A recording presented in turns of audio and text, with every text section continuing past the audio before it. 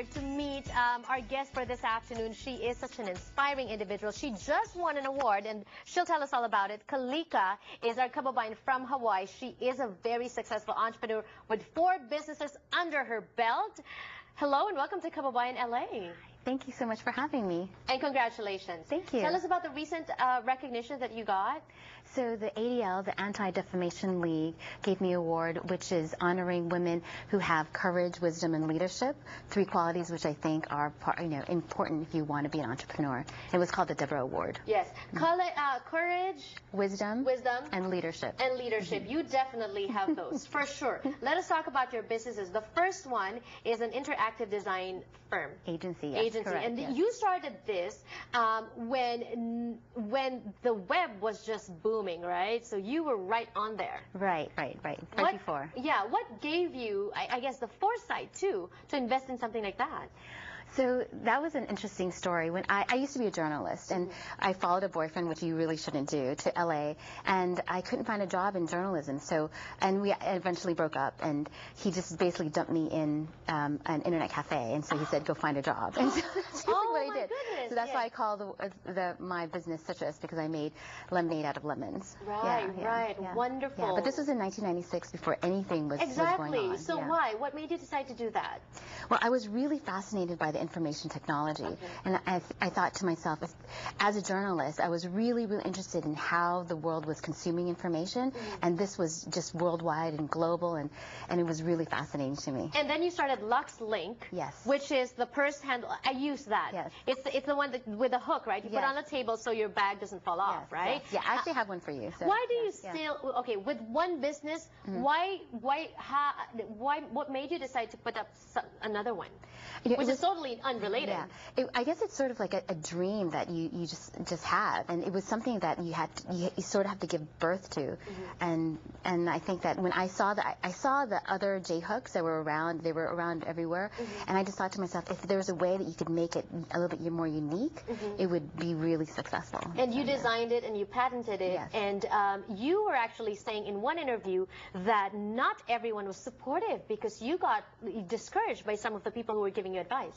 Well, it was really difficult. Now that I'm advising a lot of people with products, I'm thinking, oh my goodness, you probably need 3 or 4 more times the money that you have to start it. Yeah. What gave you the courage to listen to yourself and not care with what everyone else is saying? Well, I wanted the product myself, and so I produced it.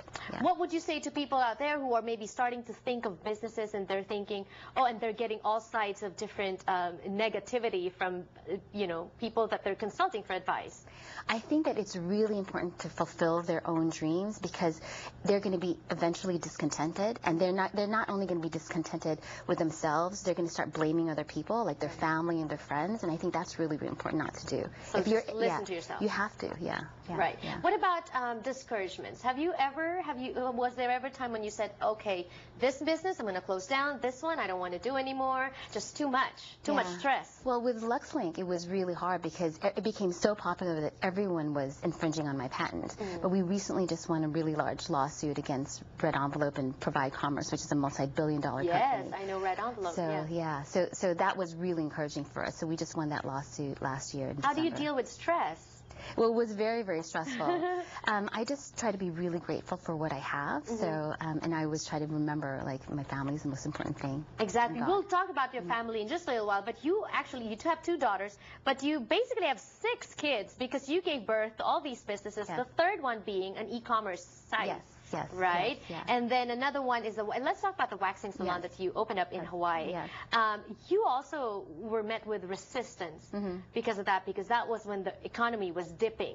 Right. Yes. It takes courage and takes guts to do something like that. And it was actually, I thought, now looking back, it was actually a little bit smart because the landlords were giving us very, very good deals. And so when we were building out the space, they gave us a lot of months for us to be able to build out without charging us rent. So they were also seeing that a lot of people weren't gutsy enough, and so they were also on our side, and they were working also with you. Absolutely. Yeah. And despite your successes in your businesses, you could still consider being a mom, the #1 role. Yes. Tell us about that. I love that. I love that, you prioritize your family over anything. Yeah, so like every Friday, I usually take off for a field trip with my daughter. Her name is Kalani. She's in kindergarten right now, and you know, I helped her start. You know, she started reading at 18 months, so which was really, really, really great. Yeah. Okay. She's a award-winning medalist, you know, in gymnastics, and she's playing piano. So I'm really, really proud of her. Yeah. So a woman can have it all: successful ventures and a good family life, good husband, be a good wife to her husband, and be a good mother to her kids. Yes, I think you can have it all, but you just have to realize that there's no such thing as balance. You know, every single day you just have to just do the best that you can. What is the secret to being able to balance everything? I think you have to... A good planner?